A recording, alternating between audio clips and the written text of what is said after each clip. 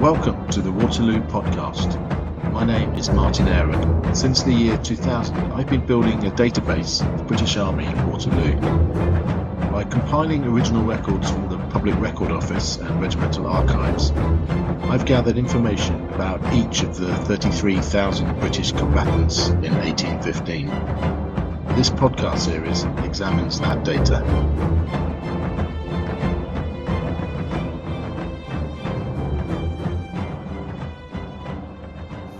Welcome to episode 19 of the Waterloo podcast, which will be looking at the 2nd Battalion of the 30th Cambridgeshire Foot.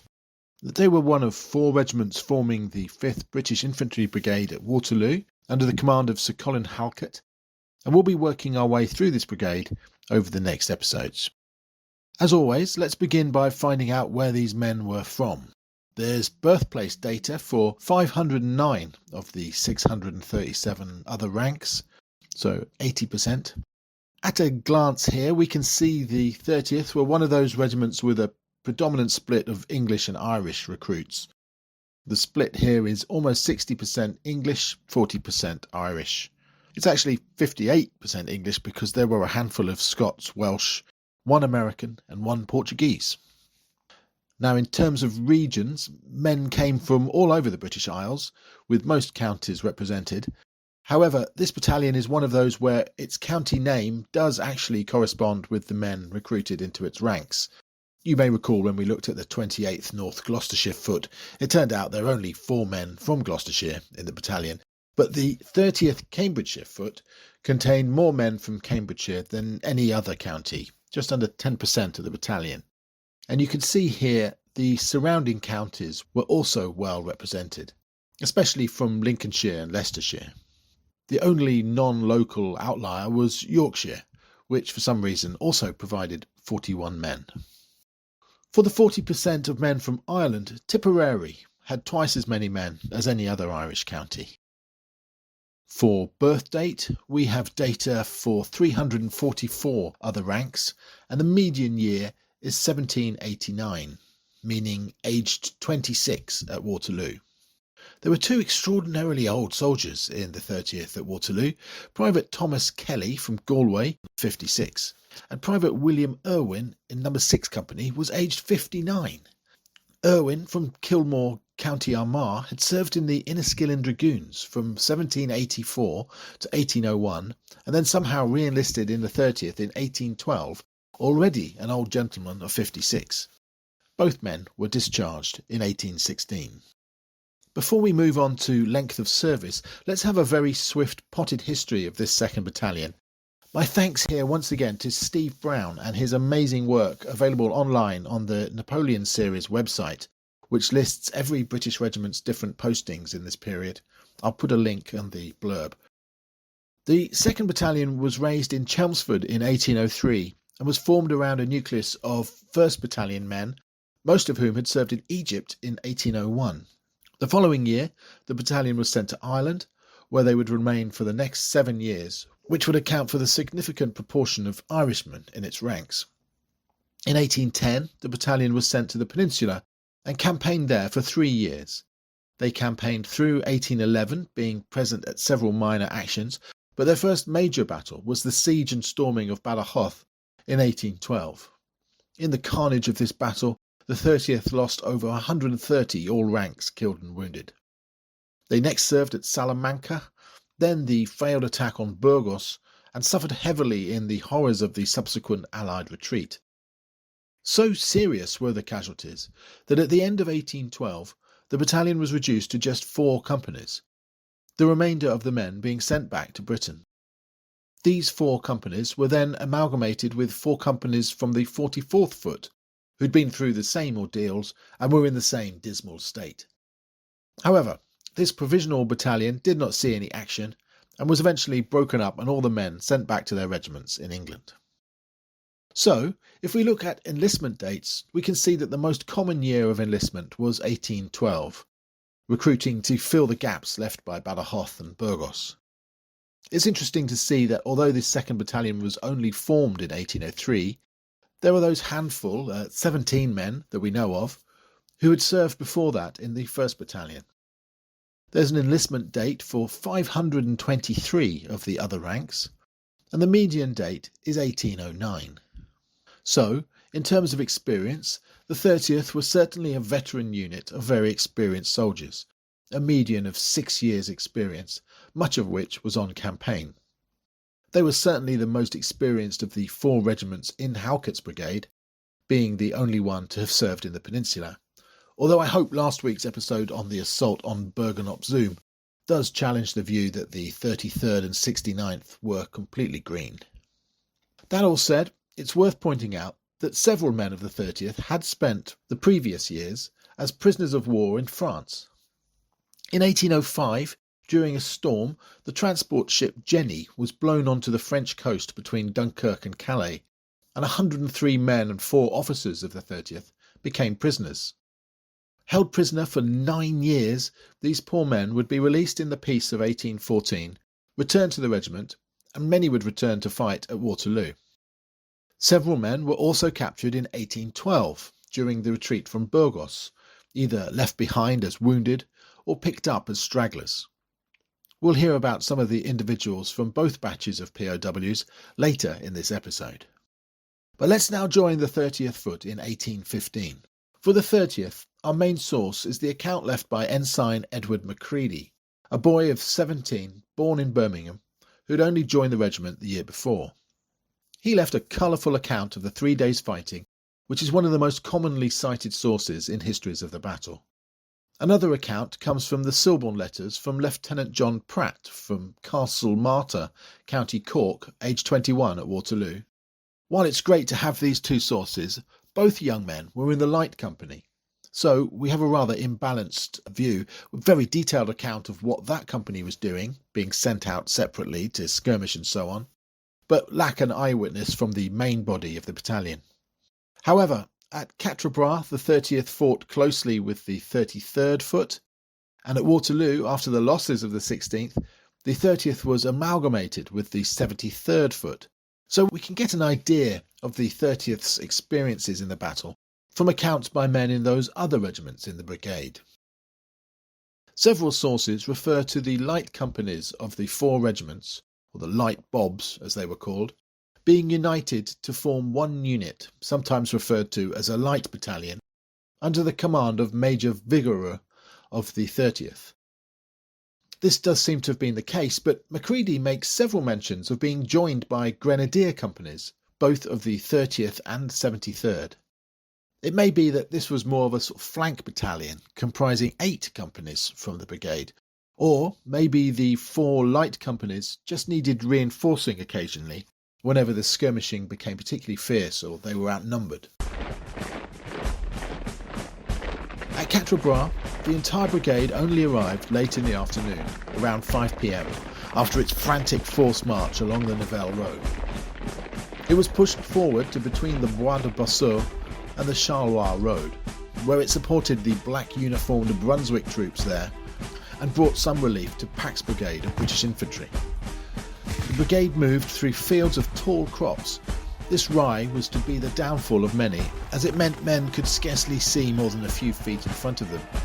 This enabled the waiting regiments of French cuirassiers to ride up through the crops and fall upon the unsuspecting British, who had no time to form square. However, the 30th and 33rd did manage to make it into square in time, probably because they were a little further away. But the 73rd fled, and the 69th were caught, still partially in line, and were badly cut up by the sabres of the French cavalry. We'll come to their story in a couple of episodes' time. Having survived the attack of the French cuirassiers, the 30th sent out their light company to skirmish and engage with the clouds of French light infantry firing upon the brigade. Ensign Macready recalls Lieutenant Lockwood of the Grenadier Company accompanying him out to skirmish. Just as Lockwood was speaking to Macready, he was shot in the head by a French light infantryman. To the left of the light company, some Hanoverian Jaegers were also skirmishing. The light infantry drill of the period was for men to work in pairs, one man covering the other while he loaded. And where the 30th's men overlapped with the Germans, the 2 nationalities sometimes covered each other. Private Thomas Tracy, a Dublin man, was being covered by one of those Hanoverians when the German was shot through the head by a French tirailleur. Enraged, Tracy rushed forward and shot the Frenchman dead, his bravery cheered by the Jaegers. Major Chambers led 2 companies out and some of the light company in an attack on a house to their front. On entering the courtyard, they were beaten back by the French, but reformed in an adjoining orchard before attacking the house a second time, battering open the doors, firing through the windows. Inside, the men of the 30th were delighted to find a quantity of excellent Belgian beer. The fighting continued until nearly 10 o'clock in the evening, when darkness fell. During the day's fighting, the 30th had lost 4 officers wounded, including their commanding officer, Lieutenant Colonel Hamilton, with around 45 other ranks either killed or wounded. At around 10 o'clock in the morning of the 17th of June, the order came for the brigade to retire, and the day was spent marching and halting sporadically as Wellington's army trudged northwards to Genappe, and then onto the position at Waterloo, pursued all day by the French. In the afternoon came a torrential downpour. Macready recalls, "On recommencing our march about 3 or 4 o'clock, a most furious storm occurred. The rain came down in torrents, and in a moment we were drenched to the skin. The thunder rolled awfully above our heads, and the lightning glistened among the bayonets. The enemy's artillery, pushing on closer every minute, mingled its roar with the hubbub of the elements." Things were not made easier by the brigade becoming lost. Major General Halkett writes, "Our march to Waterloo was a severe one, from having been led the wrong road by one of the Quartermaster General's staff, and obliged to cross the country through water above the men's knees." Eventually, sometime after 7:30 in the evening, sodden and filthy, the brigade reached its position at Waterloo, and, with great difficulty, the men tried to settle down for the night in the deep mud of the waterlogged fields. Large fires were eventually lit, and the exhausted, mud-caked men lay down in the rain. As dawn broke, the 30th found themselves positioned on a gentle slope of cereal crops taller than their heads. Aching and famished, most having had little to eat since the 15th of June, the men busied themselves trying to clean and dry their equipment. Lieutenant John Pratt of the Light Company writes, "The appearance of the morning was most dismal and dreary. About 11 a.m, the cry of 'Stand to your arms' passed rapidly down the line, and a general discharge or drawing of firelocks immediately took place, they being almost unserviceable from their previous use and the heavy rain that they were exposed to during the night." Around this time, some rations and spirits were distributed among the battalion. Shortly afterwards, the brigade was moved back slightly so that it would be behind the brow of the hill, hiding it from sight from the French lines and offering some protection from the French artillery, which now began bombarding the Allied line. The battalion's position was absolutely centre stage for the Battle of Waterloo. The farmhouse complex of Hougemont in view to the right, the French army formed up in the distance ahead of them, and the farmhouse of La Haye-Sainte to their left. As mentioned earlier, due to the heavy casualties suffered at Quatre, particularly by the 69th and 73rd, Major General Halkett decided to merge his 4 regiments into 2. The 30th would bolster the battered remnants of the 73rd Foot to form one square, while the 33rd were amalgamated with the bloodied remains of the 69th. The Light Company of the 30th was paired with the Grenadier Company of the 73rd Foot and posted together to provide protection for the artillery batteries of Cleve and Lloyd. They skirmished with their French tirailleur and voltigeur counterparts until the arrival of French cavalry sent them sprinting for their lives, desperate to reach the sanctuary of any Allied square they could find. Let's go! Lieutenant Pratt found a square of Hanoverians, Lieutenant Rumley a square of Nassau troops, and Ensign Macready making it back to his own battalion. Later in the day, the massed French cavalry attacks began to swarm and break around the patchwork of Allied battalions formed in squares to receive and repel them. Macready recalls the medieval appearance of the French cuirassiers in their steel helmets and breastplates. Their first charge was magnificent.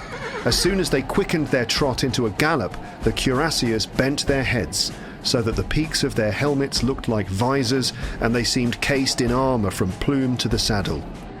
Not a shot was fired till they were within 30 yards, when the word was given and our men fired away at them. The effect was magical. Through the smoke we could see helmets falling, cavaliers starting from their seats with convulsive springs as they received our balls, horses plunging and rearing in the agonies of fright and pain. Brigade also describes how some of the bravest of the cuirassiers endeavoured to back their horses into the square, to force their horses through the kneeling ranks of bayonets. But our fire soon disposed of these gentlemen. These cavalry attacks continued from between 4 and 6 o'clock. 2 hours of the French cavalry regiments reforming and trying again and again. Captain Robert Howard, commanding No. 6 Company, describes the way these massed cavalry formations swarmed through the Allied line. The attacks we had to sustain were principally from cavalry, aided by artillery which were frequent and desperate, driving in our light troops and artillerymen, who took shelter in the different squares on hands and knees to avoid the fire opened on them by the enemy. Their cavalry often passed to our rear without making the slightest impression upon any body of infantry. The 30th had no difficulty in repulsing these attacks, but was starting to be alarmed by their ammunition beginning to run out. However, a wagon galloped up, bringing some casks of cartridges, and the crisis was averted. Around 6 o'clock, some French horse artillery of the Imperial Guard rode up, unlimbered within 70 yards of the 30th square, and unleashed a devastating volley. Macready wrote, "Their first discharge of grape blew 7 men into the centre of the square. They immediately reloaded and kept up a constant and destructive fire. It was noble to see our fellows fill up the gaps after every discharge. I was much distressed at this moment, having ordered up 3 of my light bobs. They had hardly taken their station when 2 of them were horribly lacerated. One of them looked up into my face and uttered a sort of reproachful groan, and I involuntarily exclaimed, 'By God, I couldn't help it!' We would willingly have charged these guns, but had we deployed, the cavalry that flanked them would have made an example of us." To try to offer some cover and protection from this withering French artillery fire, the order was given to retire to the bank of a hedge a little to the rear. Manoeuvring in square was difficult at the best of times and rarely attempted, except in situations such as this, where the proximity of enemy cavalry made it too dangerous to change formation. This move was made even more difficult by the continued bombardment by the French artillery, and also by the wounded men lying within the square who, fearing they were being abandoned, clung to the legs of their comrades. Despite these obstacles, the combined square of the 30th and 73rd held together and succeeded in nearly reaching the hedge still in formation. However, suddenly, a great cry of a mob rose up. Chaos ensued. The adjoining square of the 33rd and 69th had disintegrated, panic breaking out until every man was running for his life. This disorderly crowd of hundreds of men came surging into the square of the 30th and 73rd, which too now broke up and fled. Macready describes the press of men crushed together so that some found themselves helplessly carried off their feet, swept along in a throng, officers and men all jammed together, many men laughing in the madness, and for a moment it seemed as if the whole brigade would be lost, carried away on a tide of hysteria. The hurly-burly of these moments can never be effaced from memory. A shriek from 40 or 50 men burst forth amid the thunder and hissing of the shot. At this instant, the regiments on our right rushed amongst us in frightful confusion, and our men passed their hedge at an accelerated pace. The exertions of the officers were rendered of no avail by the irresistible pressure, and crying with rage and shame, and seizing individuals to halt them, they were themselves hurried on by the current. Fortunately, almost it seemed miraculously, a cry to stop was taken up by others, and the whole brigade halted as one, as if on a parade ground. At this moment, someone huzzaed. We all joined, and the men halted. The whole brigade was within an ace of ruin. Our men were steady as rocks till the others came amongst them, when the disorder was extreme. The officers did wonders, but the shout alone saved us. I never could discover who raised it, nor can I conceive what the enemy was about during our confusion. 50 cuirassiers would have annihilated our brigade. Somehow, disaster had been averted. Having been moved to this position slightly to the rear, the brigade played no significant further part, being witnesses only to the final stages of the battle. Being so exhausted, shaken and blooded from the 3 days fighting, the brigade was not ordered forward to join in the general Allied advance as evening arrived. Instead, it remained in position, the men lying down to sleep where they had fought.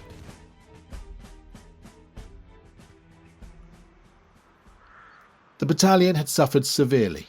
From my research, 71 men were killed or would later die of wounds, with 200 men wounded. This comes to a total of 271 casualties. It's very similar to the figure of 279 given by Macready. 279 casualties from a nominal strength of 637 other ranks is 44%, which is an extremely heavy casualty rate. But if we consider there were probably closer to only 550 men present, once rear echelon men were discounted, then the casualty rate rises to something more like 50%. Let's now briefly go through the battalion's 10 companies and look at how they each fared. You can see the statistics for all 10 companies here. I'm not going to read them all out, but let's start with number 1 company. 45% casualties. We heard earlier that while skirmishing at Quatre, the wonderfully named Lieutenant Purefoy Lockwood was hit by a musket ball in the head. Amazingly, he survived not only the wound, but also an operation on his skull in which a silver plate was attached. Lockwood, from Tipperary, aged 23 at Waterloo, later had the plate engraved with the word bomb-proof. Number 2 company, 42% casualties. This company contained a volunteer recruited in Portugal. Private Thomas de Jose, born in Lisbon, he had enlisted there in 1809, aged 18. Number 3 company, 42% casualties. Private William Makepeace of this company received a terrible wound to the face. It was such a horrific wound that even the usually stoically understated pension clerks were moved to write "dreadfully wounded," a comment I believe to be unique among the thousands of discharge papers I've seen. From the village of Nash in Buckinghamshire, he had been among the founding recruits when the battalion was formed in 1803. Aged 33 at Waterloo, he was discharged the following year due to his wound. Another indication that he was a tragically special case was that rather than the usual pension of around sixpence for a private at that time, he was awarded the sum of 1 shilling 6pence. Perhaps surprisingly, he lived into at least the 1840s, and in 1827 the Standard newspaper included a story about a visit by the Duke of Wellington to Buckinghamshire. A poor fellow who had been at Waterloo was very anxious to get noticed by his old leader. He'd had his nose and part of his face carried away by the last cannon shot fired by the French in their retreat, having escaped unhurt in Solid Square all day. This man's name is Makepeace. He resides at Nash, near Buckingham. Number 4 company, 27% casualties. Although absent from the battalion as he was serving as an engineer officer, this was the company to which Park Neville belonged, the subject of episode 16. Number 5 company, 44% casualties. This company contained Lieutenant Robert Daniel, like Park Neville, another extraordinary life. He'd risen from the ranks, enlisting as a private in 1793, rising to become quartermaster sergeant. He was then commissioned in September 1809, the regimental diary noting, "This honour has been granted at the particular request of the commanding officer of the battalion, Lieutenant Colonel Minute, and the other senior officers, and is a reward for long and devoted service. It is also a reminder to others that a man in the ranks may finish his career as an officer." When the battalion returned from the peninsula in late 1813, Lieutenant Daniel was left in charge of around 30 sick and wounded. In early January 1814, these men were finally taken home aboard the transport ship Queen. Tragedy struck when the ship went down in a terrible storm off Falmouth. 369 lives were lost. Lieutenant Daniel somehow made it to shore, but his wife and 5 children all drowned. One can only wonder what state of mind the poor man must have been in at Waterloo. He lived to the age of 82, dying in St John's Wood in 1852. Number 6 Company, 35% casualties. Number 6 Company was commanded by Captain Robert Howard of Wigfair Hall in Denbighshire, who, being the most senior officer left unwounded, ended up in command immediately after the battle. He was another of the unfortunate men shipwrecked in 1805, who had spent 9 years in French captivity. Immediately after Waterloo, he wrote to his mother, I had a grape shot through my cap, and another across the breast. The 30th was desperately engaged. We lost 20 officers, and above half the men of the regiment, which behaved nobly. I commanded the 30th during the last 2 hours of the battle, all the senior officers being killed or wounded. Number 7 Company, 36% casualties. This company only lost 1 man killed in action, Sergeant Patrick Gunning from Sligo. His widow, Jane, was granted an annuity from the Waterloo Compassionate Fund of £14 per year. She lived in Tullow Street in Carlow, where her profession is listed as a confectioner. Number 8 Company, 29% casualties. Number 8 Company was full of rogues. Corporal William MacDonald from Aberdeen and 3 privates, Walter Furlong, Peter Burke and Dennis Lockman, all Irishmen from this company, were court-martialed for a serious offence immediately after Waterloo. Adjutant General Edward Barnes refers to all 4 men in a letter 10 days after Waterloo. They were detected in the act of plunder in the most aggravated circumstances. It was the intention of His Grace to have hanged the corporal. He has, however, been induced from the good conduct of the regiment to avoid making so severe an example. The provost at headquarters has punished him this morning, and Corporal MacDonald's stripes are to be taken off upon his arrival at his regiment. One can only guess what that opaque phrase, the act of plunder in the most aggravated circumstances, might actually refer to. Incredibly, this was not even the worst trouble in which William MacDonald would find himself, as we'll hear shortly. Number 9 Company, 57% casualties, so this was the worst casualty rate, an extraordinary 29 men wounded. Of these 29, 12 would be discharged due to their wounds. These included Joseph Andrews from Oldham, disabled left hand and gunshot wound of the left thigh received at Quatre. John Shennigan from Castle Otway, Tipperary, lost the use of his arm from a wound at Waterloo. And Colour Sergeant Joseph Scotton from Claybrook in Leicestershire, gunshot wound in the right leg. And finally, number 10 Company, the Light Company, 41% casualties. All of the company's officers, except Ensign Macready, were wounded, leaving him in command by the end of the day. The company's bugler, Thomas Elliott from Kells in County Meath, was among the killed, meaning Macready had to shout and signal to give orders which would normally have been issued by bugle calls. For his bravery and aptitude in commanding the company, Macready was rewarded with promotion to lieutenant, leapfrogging other officers senior to him. For the 6 months after Waterloo, the battalion formed part of the Army of Occupation.